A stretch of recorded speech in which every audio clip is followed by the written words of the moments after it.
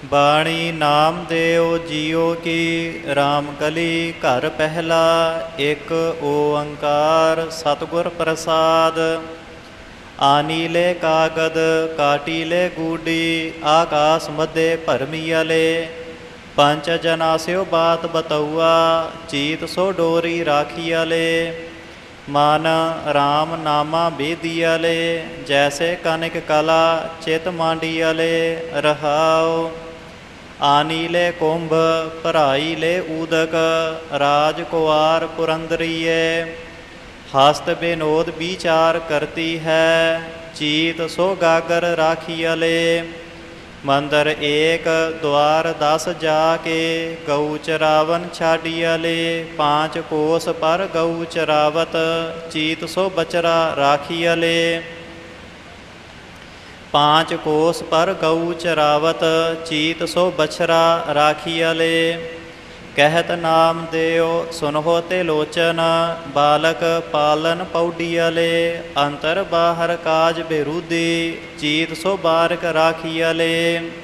हाँ जी, इस शब्द ਦੇ ਵਿੱਚ ਜਿਹੜੇ ਪਾਠ ਆਏ ਹਨ ਆਨੀ ਲੈ, ਕਾਟੀ ਲੈ, ਭਰਾਈ ਲੈ, ਇਹਨਾਂ ਪਾਠਾਂ ਨੂੰ ਸੰਬੰਧਕ ਕਰਕੇ ਬੋਲਣਾ ਹੈ। ਅਨੀਲੇ ਕਾਟੀਲੇ ਇਸ ਤਰ੍ਹਾਂ ਦੇ ਨਾਲੇ ਪਾਠ ਨਹੀਂ ਬੋਲਣੇ ਹਨ। ਲਿਖਣ ਦੇ ਵਿੱਚ ਭਾਵੇਂ ਛਾਪੇ ਵਿੱਚ ਇਕੱਠੇ ਛਪੇ ਹੋਏ ਹਨ, ਪਰ ਬੋਲਣ ਲੱਗਿਆ ਇਹਨਾਂ ਨੂੰ ਸੰਬੰਧਕ ਕਰਕੇ ਬੋਲਣਾ ਹੈ। ਆਨੀ ਲੈ, ਕਾਟੀ ਲੈ, ਭਰਾਈ ਲੈ। ਤੋ ਇਸ ਤਰ੍ਹਾਂ ਇਹ ਸ਼ਬਦ ਦੇ ਵਿੱਚ ਇਹਨਾਂ ਪਾਠਾਂ ਦਾ ਉਚਾਰਨ ਹੈ ਜੀ। ਮਹਾਰਾਸ਼ਟਰ ਦੀ ਬੋਲੀ ਹੈ। ਉਧਰ ਗਈ ਲੈ, ਆਈ ਲੈ, ਜਾਈ ਲੈ ਇੱਦਾਂ ਬੋਲਦੇ ਹਨ। ਭਗਤ ਨਾਮਦੇਵ ਜੀ ਮਹਾਰਾਜ ਕੋਲ ਭਗਤ ਤ੍ਰਿਲੋਚਨ ਜੀ ਆਏ ਸਨ। ਉਹਨਾਂ ਨੇ ਦੇਖਿਆ ਵੀ ਨਾਮਦੇਵ ਦੇ ਕੰਮਾਂ ਕਾਰਾਂ ਵਿੱਚ ਲੱਗਾ ਹੋਇਆ, ਨਾਮ ਕਦੋਂ ਜਪਦਾ ਹੋਵੇਗਾ। ਸ਼ੰਕਾ ਕੀਤਾ ਤਾਂ ਭਗਤ ਨਾਮਦੇਵ ਜੀ ਦੱਸਦੇ ਆ ਵੀ ਇਸ ਤਰੀਕੇ ਨਾਲ ਜਿਵੇਂ ਪਤੰਗ ਦੀ ਡੋਰ ਫੜ ਕੇ ਪਤੰਗ ਉਡਾਉਣ ਵਾਲਾ ਗੱਲਾਂ ਬਾਤਾਂ ਕਰਦਾ ਹੋਇਆ ਵੀ ਪਤੰਗ ਵਿੱਚ ਆਪਣਾ ਧਿਆਨ ਰੱਖਦਾ ਹੈ। ਜਿਵੇਂ ਘੜੇ ਦੇ ਵਿੱਚ ਪਾਣੀ ਭਰ ਕੇ ਲਿਆਉਣ ਵਾਲੀ ਮੁਟਿਆਰ ਆਪਣੀਆਂ ਸਖੀਆਂ ਨਾਲ ਗੱਲਾਂ ਕਰਦੀ ਹੋਈ ਵੀ ਆਪਣੀ ਗਾਗਰ ਵਿੱਚ ਪਾਣੀ ਵਿੱਚ ਧਿਆਨ ਰੱਖਦੀ ਹੈ। ਇਸੇ ਤਰ੍ਹਾਂ ਪਰਮੇਸ਼ਰ ਅਕਾਲ ਪੁਰਖ ਦੇ ਪਿਆਰੇ ਵਾਹਿਗੁਰੂ 'ਚ ਆਪਣਾ ਧਿਆਨ ਰੱਖਦੇ ਹਨ। ਹਾਂਜੀ। वेद पुराण शास्त्र अनंता गीत कवित ना गावो गो अखंड मंडल निरंकार मह अनहद बेन बजावो गो। हाँ जी, ਉੱਪਰ ਪਾਠ ਜਿਹੜਾ ਆਇਆ ਹੈ ਕਵਿਤ, ਇਹਨੂੰ ਇਸੇ ਤਰ੍ਹਾਂ ਦੇ ਨਾਲ ਹੀ ਪੜ੍ਹਨਾ ਹੈ। ਸਿਹਾਰੀ ਜਿਹੜੀ ਹੈ ਉਹ ਵੀ ਬਹੁਤ ਹੀ ਸੂਖਮ ਰੂਪ ਦੇ ਵਿੱਚ ਲੱਗੇਗੀ, ਅਤੇ ਇਸ ਕਰਕੇ ਇਸ ਪਾਠ ਨੂੰ ਕਵਿਤ ਨਹੀਂ ਪੜ੍ਹਨਾ। ਕਵਿਤ ਪਾਠ ਹੀ ਸ਼ੁੱਧ ਹੈ। ਗੀਤ ਕਵਿਤ ਨਾ ਗਾਵੋ ਗੋ, ਇਸ ਤਰ੍ਹਾਂ ਇਸ ਪਾਠ ਦਾ ਉਚਾਰਨ ਹੈ ਜੀ। बैरागी राम है गावो गो शब्द अतीत अनाहद राता आकुल कह घर जाओ गो रहाओ। एड़ा पिंगुला और सुखमना पवनै बंद रहाओ गो चांद सूरज दोए सम कर राखो ब्रह्म जोत मिल जाओ गो। तीरथ देख ना जल मह पैसाओ जीय जंत ना सतावो गो। 68 तीरथ गुरु दिखाए घाट ही भीतर नहाओ गो। पंच सहाय जन की शोभा भलो भलो ना कहावो गो। नामा कह चित हर्ष्यो राता सुन समाद समाओ गो। माए ना होती बाप ना होता कर्म ना होती काया हम नहीं होते तुम नहीं होते कवन कहाँ ते आया। राम कोय ना किस ही केरा जैसे तरवर पंख बसेरा रहाओ। चांद ना होता सूर ना होता पानी पवन मिलाया शास्त ना होता वेद ना होता कर्म कहाँ ते आया। खेचर भूचर तुलसी माला गुर प्रसादी पाया नामा प्रणवै परम तत् है सतगुर होए लखाया। राम कली घर दूजा बानारसी तप करै उलट तीरथ मरै अगन दहै काया कल्प कीजै। ਹਾਂਜੀ, ਇਹ ਜਿਹੜਾ ਸ਼ਬਦ ਹੁਣ ਆ ਰਿਹਾ ਹੈ, ਸੰਗਤ ਨੂੰ ਬੇਨਤੀ ਹੈ ਕਿ ਬਹੁਤ ਹੀ ਧਿਆਨ ਦੇ ਨਾਲ ਇਹ ਸ਼ਬਦ ਦਾ ਪਾਠ ਆਪ ਜੀ ਨੇ ਸੁਣਨਾ ਹੈ। ਇਹ ਸ਼ਬਦ ਦੇ ਵਿੱਚ ਅਰਧ ਵਿਸਰਾਮ ਲੱਗਦਾ ਹੈ, ਫਿਰ ਵਿਸਰਾਮ ਲੱਗਦਾ ਹੈ, ਫਿਰ ਅਰਧ ਵਿਸਰਾਮ ਲੱਗਦਾ ਹੈ, ਫਿਰ ਅੱਗੇ ਡੰਡੀ ਆਉਂਦੀਆਂ ਹਨ। ਵਾਨਾਰਸੀ ਤਪ ਕਰੈ ਉਲਟ ਤੀਰਥ ਮਰੈ ਅਗਨ ਦਹੈ ਕਾਇਆ ਕਲਬ ਕੀਜੈ। ਤੋ ਇਸ ਤਰ੍ਹਾਂ ਇਹ ਅਰਧ ਵਿਸਰਾਮ, ਵਿਸਰਾਮ, ਫਿਰ ਅਰਧ ਵਿਸਰਾਮ, ਫਿਰ ਡੰਡੀਆਂ ਆਉਣਗੀਆਂ।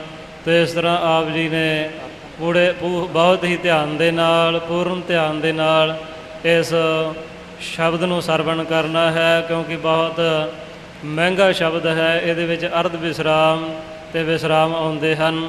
ਸੋ ਧਿਆਨ ਦੇ ਨਾਲ ਇਸ ਸ਼ਬਦ ਦੇ ਪਾਠ ਨੂੰ ਸਰਵਣ ਕਰੋ ਜੀ। ਬਾਨਾਰਸੀ ਤਪ ਕਰੈ ਉਲਟ ਤੀਰਥ ਮਰੈ। ਤਪ ਕਰੈ ਤੇ ਅਰਧ ਵਿਸਰਾਮ ਜਮਕ ਲੱਗਦਾ ਹੈ। ਬਾਨਾਰਸੀ ਤਪ ਕਰੈ ਉਲਟ ਤੀਰਥ ਮਰੈ ਅਗਨ ਦਹੈ ਕਾਇਆ ਕਲਪ ਕੀਜੈ। ਇਸ ਤਰ੍ਹਾਂ ਇਹ ਪਾਠ ਹੈ। ਬਾਨਾਰਸੀ ਤਪ ਕਰੈ ਉਲਟ, ਇੱਥੇ ਆਪਾਂ ਜਮਕ ਲਗਾਣੀ ਹੈ। ਤੀਰਥ ਮਰੈ, ਇੱਥੇ ਵਿਸ਼ਰਾਮ ਲੱਗੇਗਾ। ਫਿਰ ਅਗਨ ਦਹੈ, ਇੱਥੇ ਸਾਧ ਸੰਗਤ ਜੀ ਮਹਾਂਪੁਰਸ਼ ਕਹਿ ਰਹੇ ਸਨ ਪਹਿਲੇ, ਮਹਿਰੋਂ ਵਾਲੇ ਮਹਾਂਪੁਰਸ਼, ਕਿ ਜਿਸ ਤਰ੍ਹਾਂ ਆਪਾਂ ਵਿਸ਼ਰਾਮ ਤੋਂ ਪਹਿਲੇ ਜੋ ਜਿੱਥੇ ਆਪਾਂ ਰੁਕਦੇ ਹਾਂ ਉਸ ਨੂੰ ਆਪਾਂ ਜਮਕ ਕਹਿੰਦੇ ਹਾਂ, ਭਾਵ ਅਰਧ ਵਿਸ਼ਰਾਮ ਕਹਿੰਦੇ ਹਾਂ। ਫਿਰ ਉਸ ਦੇ ਬਾਅਦ ਵਿਸ਼ਰਾਮ ਹੁੰਦਾ ਹੈ, ਫਿਰ ਉਸ ਤੋਂ ਬਾਅਦ ਵੀ ਆਪਾਂ ਰੁਕਦੇ ਹਾਂ, ਉਸ ਨੂੰ ਸੰਪਰਦਾਵਾਂ ਵਿੱਚ ਠਮਕ ਕਹਿੰਦੇ ਹਨ। ਵਿਸ਼ਰਾਮ ਤੋਂ ਪਹਿਲੇ ਜਮਕ ਹੈ, ਵਿਸ਼ਰਾਮ ਤੋਂ ਬਾਅਦ ਜਿੱਥੇ ਰੁਕਦੇ ਹਾਂ ਉਸ ਨੂੰ ਠਮਕ ਕਹਿੰਦੇ ਹਨ। ਅਤੇ ਇੱਥੇ ਆਪਾਂ ਖਿਆਲ ਰੱਖਣਾ ਹੈ, ਬਾਨਾਰਸੀ ਤਪ ਕਰੈ ਉਲਟ ਤੀਰਥ ਮਰੈ, ਫਿਰ ਅਗਨ ਦਹੈ, ਇੱਥੇ ਫਿਰ ਰੁਕਣਾ ਹੈ। ਕਾਇਆ ਕਲਪ ਕੀਜੈ, ਭਾਵ ਉਲਟ 'ਤੇ ਜਮਕ ਲੱਗੇਗੀ, ਤੀਰਥ ਮਰੈ ਇੱਥੇ ਵਿਸ਼ਰਾਮ ਲੱਗੇਗਾ। ਬਾਨਾਰਸੀ ਤਪ ਕਰੈ ਉਲਟ ਤੀਰਥ ਮਰੈ ਅਗਨ ਦਹੈ ਕਾਇਆ ਕਲਪ ਕੀਜੈ। ਅਸਮੇਧ ਜਗ ਕੀਜੈ ਸੋਨਾ ਗਰਭ ਦਾਨ ਦੀਜੈ। ਅਸਮੇਧ ਜਗ ਕੀਜੈ, ਇੱਥੇ ਜਮਕ ਹੈ। ਸੋਨਾ ਗਰਭ ਦਾਨ ਦੀਜੈ, ਇੱਥੇ ਵਿਸ਼ਰਾਮ ਹੈ। ਅਸਮੇਧ ਜਗ ਕੀਜੈ ਸੋਨਾ ਗਰਭ ਦਾਨ ਦੀਜੈ। ਰਾਮ ਨਾਮ ਸਰ ਤਉ ਨ ਪੂਜੈ। ਇਹ ਤਉ ਨਾ ਪੂਜੈ, ਰਾਮ ਨਾਮ ਸਰ, ਇੱਥੇ ਜਮਕ ਹੈ। ਤਉ ਨਾ ਪੂਜੈ, ਇੱਥੇ ਪੂਜੈ ਪੋਲੇ ਪਾਠ ਨਹੀਂ ਕਰਨਾ। ਪੂਜੈ ਦਾ ਅਰਥ ਹੈ ਪੁੱਜ ਨਹੀਂ ਸਕਦਾ, ਪਹੁੰਚ ਨਹੀਂ ਸਕਦਾ। ਇਸ ਕਰਕੇ ਤਉ ਨਾ ਪੂਜੈ, ਭਾਵ ਕੱਸ ਕੇ ਪਾਠ ਕਰਨਾ ਹੈ।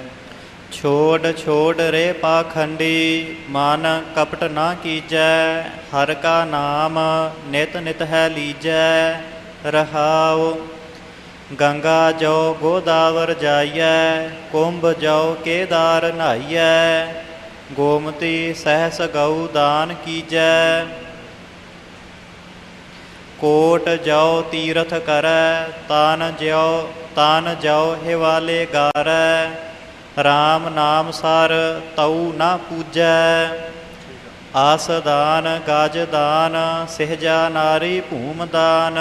ਐਸੋ ਦਾਨ ਨਿਤ ਨਿਤ ਹੈ ਕੀਜੈ। ਆਤਮ ਜੋ ਨਿਰਮਾਇਲ ਕੀਜੈ। ਆਪ ਬਰਾਬਰ ਕੰਚਨ ਦੀਜੈ। ਰਾਮ ਨਾਮ ਸਰ ਤਉ ਨਾ ਪੂਜੈ। ਮਨ ਹੈ ਨਾ ਕੀਜੈ ਰੋਸ। ਜਮ ਹੈ ਨਾ ਦੀਜੈ ਦੋਸ। ਨਿਰਮਲ ਨਿਰਬਾਣ ਪਦ ਚੀਨ ਲੀਜੈ। ਜਸਰਥ ਰਾਏ ਨੰਦ ਰਾਜਾ ਮੇਰਾ ਰਾਮਚੰਦ। ਪ੍ਰਣਵੈ ਨਾਮਾ ਤਤ ਰਸ ਅੰਮ੍ਰਿਤ ਪੀਜੈ। ਜਿਵੇਂ ਸਾਧ ਸੰਗਤ ਜੀ ਮਹਾਂਪੁਰਸ਼ਾਂ ਨੇ ਪੂਜਾ ਪਾਠ ਦੱਸਿਆ ਹੈ, ਇਹ ਅੱਖਰ ਤਾਂ ਉਹੀ ਨੇ ਪਰ ਭਾਵਨਾ ਬਦਲ ਜਾਂਦੀ ਹੈ। ਇੱਕ ਦਿਨ ਸੰਤ ਬਾਬਾ ਪੰਚਮ ਪ੍ਰਕਾਸ਼ ਜੀ ਉਦਾਸੀਨ ਮਹਾਂਵਿਦਵਾਨ ਆਏ ਸਨ। ਉਹਨਾਂ ਨੇ ਦੱਸਿਆ ਸੀ ਕਿ ਇੱਕੋ ਹੀ ਸ਼ਬਦ ਨੂੰ ਅਸੀਂ ਕਿੰਨੇ ਤਰ੍ਹਾਂ ਬੋਲਦੇ ਹਾਂ। ਮਿਸਾਲ ਦਿੱਤੀ ਸੀ ਵੀ ਮੈਂ ਤੈਨੂੰ ਜਾਣਦਾ ਹਾਂ। ਮੈਂ ਤੈਨੂੰ ਜਾਣਦਾ ਹਾਂ ਦਾ ਮਤਲਬ ਮੈਂ ਤੁਹਾਨੂੰ ਜਾਣਦਾ ਹਾਂ। ਫਿਰ ਪ੍ਰਸ਼ਨਵਾਚਕ ਮੈਂ ਤੁਹਾਨੂੰ ਜਾਣਦਾ ਹਾਂ, ਉਹ 'ਚ ਪ੍ਰਸ਼ਨ ਆ ਗਿਆ ਕੀ ਮੈਂ ਤੁਹਾਨੂੰ ਜਾਣਦਾ ਹਾਂ, ਉਹਦੀ ਕੀ ਲਾ ਲਓ ਕੋਲੋਂ ਅਰਥ ਕਰਨ ਵਾਸਤੇ। ਜਾਂ ਫਿਰ ਤੀਜਾ ਮੈਂ ਤੈਨੂੰ ਜਾਣਦਾ ਹਾਂ। ਮੈਂ ਤੈਨੂੰ ਜਾਣਨਾ ਚੰਗੀ ਤਰ੍ਹਾਂ, ਗੁੱਸੇ ਨਾਲ। ਗੱਲ ਉਹੀ ਹੈ, ਪਰ ਜਦੋਂ ਬੋਲਣਾ ਉਦੋਂ ਭਾਵਨਾ ਇੱਥੇ ਬਣਾਉਣੀ ਹੈ ਪੁੱਜਣ ਦੀ। ਰਾਮ ਨਾਮ ਸਰਤਉ ਨਾ ਪੂਜੈ, ਭਾਵ ਪਰਮੇਸ਼ਰ ਦੇ ਨਾਮ ਦੇ ਬਰਾਬਰ ਕੋਈ ਚੀਜ਼ ਪੁੱਜਦੀ ਨਹੀਂ। ਜੋ ਮਰਜ਼ੀ ਕਰ ਲਓ, ਸੋਨਾ ਗਰਭਦਾਨ ਦੀਜੈ। ਸੋਨੇ ਨੂੰ ਪੇਠੇ 'ਚ ਪਾ ਕੇ, ਅਧਵਾਣੇ 'ਚ ਪਾ ਕੇ, ਖਰਬੂਜੇ 'ਚ ਪਾ ਕੇ ਅਤੇ ਉਹ ਦਾਨ ਦੇ ਦਿੰਦੇ ਸੀ, ਉਹਨੂੰ ਗਰਭਦਾਨ ਕਹਿੰਦੇ ਸੀ। ਉੱਪਰੋਂ ਤਾਂ ਖਰਬੂਜਾ ਜਾਂ ਕੋਈ ਹਦਵਾਣਾ ਜਾਂ ਕੋਈ ਪੇਠਾ, ਅਤੇ ਜਦੋਂ ਅਗਲੇ ਨੇ ਘਰ ਜਾ ਕੇ ਸਬਜ਼ੀ ਕੱਟਣੀ ਹੈ ਉਹਦੇ 'ਚੋਂ ਨਿਕਲਣਾ ਸੋਨਾ, ਉਹਨੂੰ ਗਰਭਦਾਨ। ਇੱਦਾਂ ਦੇ ਦਾਨ ਕਰ ਦੇਵੇ ਬੇਸ਼ੱਕ, ਪਰ ਨਾਮ ਦੇ ਬਰਾਬਰ ਨਹੀਂ ਪਹੁੰਚ ਸਕਦਾ। ਨਾਮ ਸਭ ਤੋਂ ਉੱਪਰ ਹੈ। ਅੱਗੇ ਪੰਕਤੀ ਆਈ ਹੈ, ਜਸਰਥ ਰਾਏ ਨੰਦ ਰਾਜਾ ਮੇਰਾ ਰਾਮ ਚੰਦ। ਪਹਿਲਾਂ ਵੀ ਇੱਕ ਦਿਨ ਬਚਨ ਆਇਆ ਸੀ ਕਿ ਭਗਤ ਨਾਮਦੇਵ ਜੀ ਦਾ ਬਚਨ, ਪਾਂਡੇ ਤੁਮਰਾ ਰਾਮਚੰਦ ਸੋ ਪੀ ਆਵ ਦੇਖਿਆ ਥਾ, ਰਾਵਣ ਸੇਤੀ ਸਰਬਰ ਹੋਈ ਘਰ ਕੀ ਜੋਏ ਗਵਾਈ ਥੀ। ਤੋ ਉੱਥੇ ਖੰਡਨ ਸ਼ਬਦ, ਖੰਡਨ ਦੇ ਅਰਥਾਂ 'ਚ ਨਜ਼ਰ ਆਉਂਦਾ ਵੀ ਰਾਮਚੰਦਰ ਜੀ ਦਾ ਖੰਡਨ ਕਰ ਰਹੇ ਨੇ। ਇੱਥੇ ਮੰਡਨ ਦੇ ਅਰਥ ਆਉਂਦਾ ਵੀ ਦਸ਼ਰਥ ਦਾ ਬੇਟਾ ਮੇਰਾ ਰਾਮਚੰਦਰ ਹੈ। ਉੱਥੇ ਪਾਂਡੇ ਤੁਮਰਾ ਕਰਕੇ ਕਹਿੰਦੇ ਹਨ। ਸੋ ਉਸ ਦਿਨ ਵਿਚਾਰ ਇਹ ਕੀਤੀ ਸੀ ਕਿ ਮਹਾਂਪੁਰਸ਼ ਨਾ ਖੰਡਨ ਕਰਦੇ ਨਾ ਮੰਡਨ ਕਰਦੇ ਆ। ਮਹਾਂਪੁਰਸ਼ ਤਾਂ ਇੱਕ ਤੱਤ ਦਾ ਬਚਨ ਸਮਝਾਉਂਦੇ ਹਨ। ਖੰਡਨ ਕੀਤਾ ਜਿਹੜੇ ਲੋਕ ਰਾਮਚੰਦਰ 'ਤੇ ਕਬਜ਼ਾ ਕਰਕੇ ਬੈਠੇ ਵੀ ਰਾਮਚੰਦਰ ਸਾਡਾ ਹੀ ਹੈ, ਹੋਰ ਕਿਸੇ ਦਾ ਨਹੀਂ, ਤਾਂ ਉਹ ਫਿਰ ਕਹਿੰਦੇ ਆ ਫਿਰ ਤਾਂ ਜਾਣਦੇ ਹਾਂ ਜਿਸ ਨੇ ਸੀਤਾ ਗਵਾ ਲਈ ਸੀ। ਅਤੇ ਜਿੱਥੇ ਰਾਮਚੰਦਰ ਦੇ ਵਿੱਚ ਵੀ ਪਰਮੇਸ਼ਰ ਦੀ ਜੋਤ ਹੈ। ਹੁਣ ਸਾਡੇ 'ਚ ਕਈ ਭਰਾ ਕਥਾ ਕਰਦੇ ਹੋਏ ਬੜੇ ਉਲਝ ਜਾਂਦੇ ਹਨ। ਕਥਾ ਕਰਦਿਆਂ ਨੂੰ ਬੜੀ ਮੁਸੀਬਤ ਪੈਂਦੀ ਜਦੋਂ ਇਹੋ ਜਿਹੀ ਪੰਕਤੀ ਆ ਜਾਂਦੀ ਹੈ। ਉਹ ਕਹਿੰਦੇ ਰਾਮ ਦਾ ਮਤਲਬ ਉਹ ਰਾਮ ਨਹੀਂ ਜਿਹੜਾ ਦਸ਼ਰਥ ਦਾ ਬੇਟਾ ਸੀ, ਉਹ ਰਾਮ ਹੈ ਜਿਹੜਾ ਸਾਰਿਆਂ 'ਚ ਰਮਿਆ ਹੋਇਆ। ਉਹਨਾਂ ਮਹਾਂਪੁਰਸ਼ਾਂ ਨੂੰ ਇਹ ਪੁੱਛੀਏ ਵੀ ਜਿਹੜਾ ਸਾਰਿਆਂ 'ਚ ਰਮਿਆ ਹੋਇਆ, ਚੋਰਾਂ 'ਚ, ਸਾਧਾਂ 'ਚ, ਡਾਕੂਆਂ 'ਚ, ਬਦਮਾਸ਼ਾਂ 'ਚ, ਉਹ ਰਾਮਚੰਦਰ 'ਚ ਕੋਈ ਨਹੀਂ ਹੋਣਾ? ਉਹ ਰਾਮਚੰਦਰ ਦੇ ਵਿੱਚ ਵੀ ਤਾਂ ਉਹਦੀ ਜੋਤ ਹੋਵੇਗੀ। ਤਾਂ ਅਸੀਂ ਇਸ ਗੱਲ 'ਚ ਕਿਉਂ ਪਈਏ? ਗੱਲ ਸਾਫ਼ ਹੈ ਵੀ ਸਾਰਿਆਂ 'ਚ ਰਮਿਆ ਹੋਇਆ। ਜਿਹੜਾ ਰਾਮਚੰਦਰ 'ਚ ਰਮਿਆ ਹੋਇਆ ਉਹ ਸਾਡੇ ਤੁਹਾਡੇ 'ਚ ਵੀ ਰਮਿਆ ਹੋਇਆ। ਅਸੀਂ ਉਹਦੇ 'ਤੇ ਧਿਆਨ ਰੱਖਣਾ ਹੈ। ਸੋ ਉਲਝਣ ਪੈ ਜਾਂਦੀ ਹੈ।